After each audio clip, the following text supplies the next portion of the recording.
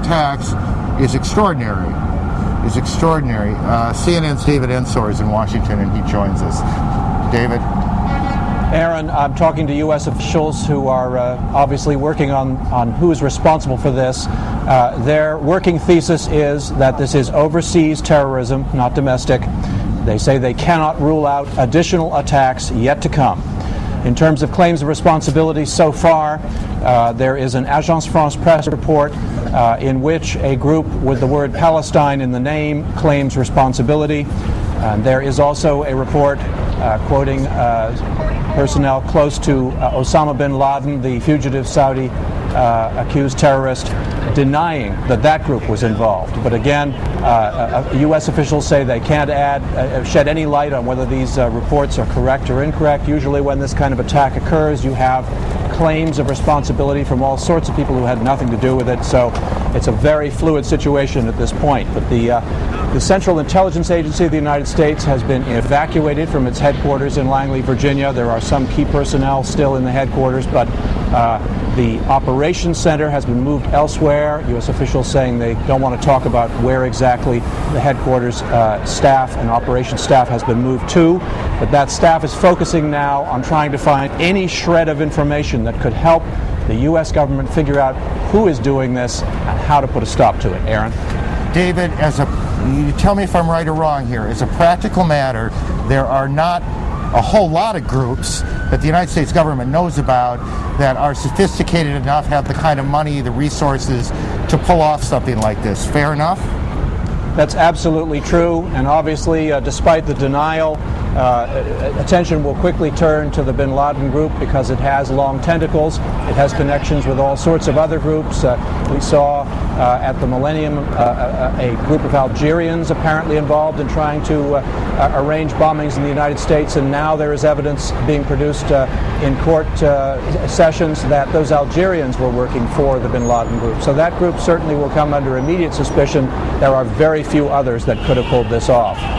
Right, I mean, just because of the enormity of it all and the sophistication required to stage these multiple attacks, this is not something some small cell can pull off. This is obviously a group or groups, well-financed and extraordinarily well-organized. That's correct. Now, another thing you'll notice is that you remember the attack on the USS Cole in the Yemen harbor. That was the first time that kind of an attack using small boats with bombs in them had been used against an American warship. It worked once. Now the U.S. Navy has taken steps to make that much more difficult to do. Officials saying this may work once. They will now have to take measures to try to make sure that this kind of thing can't be done again. But these are apparently hijackings of civilian aircraft. So it was a sort of modus operandi that was dreamed up in some evil terrorist's mind and done on a massive scale here today, Aaron.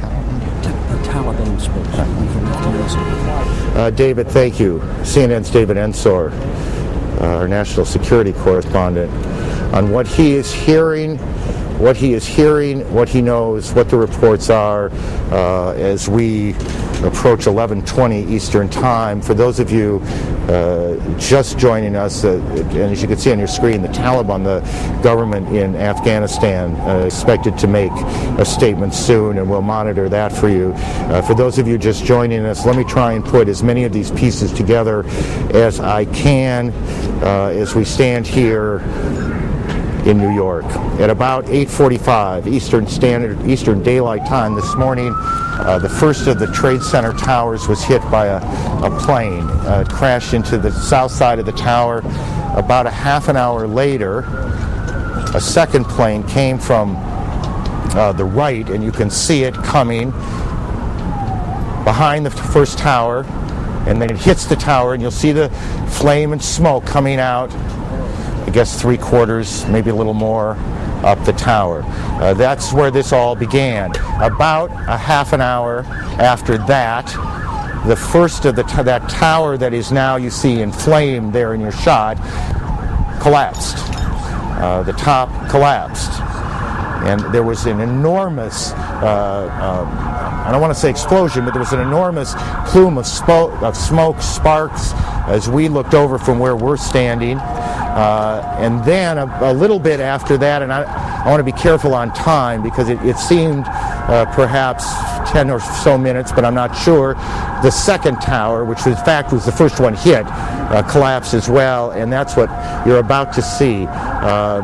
Our reporters in the area say they heard loud noises when that happened. It is unclear to them and to us whether those were explosions going on in the building or if that was simply the sound of the collapse of the buildings as they collapsed, making these huge noises as they came down.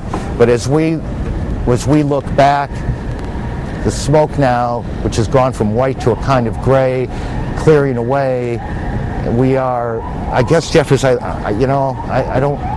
want to know what's behind the smoke, but I have the worst feeling is that very little. And the fact is that we've already been hearing from even the fragmentary reports from people on the ground, stories beyond horror, people jumping out of windows because of the flames. The fact that this happened shortly before 9 and then the second hit shortly after 9 means that most of the people were either right in the vicinity or actually at their desks. So one doesn't want to be overly grim, but the fact is there were thousands of people were in these two buildings. Again, 50,000 people come to work in those buildings. Many thousands more pass through those buildings every day. There are retail shops on the lower floors of the Trade Center. It is where the PATH trains from New Jersey come in. Correct. The trains, the commuter trains coming from the other side of the river from New Jersey come in and drop off and pick up their passengers. So it is an extraordinarily busy area.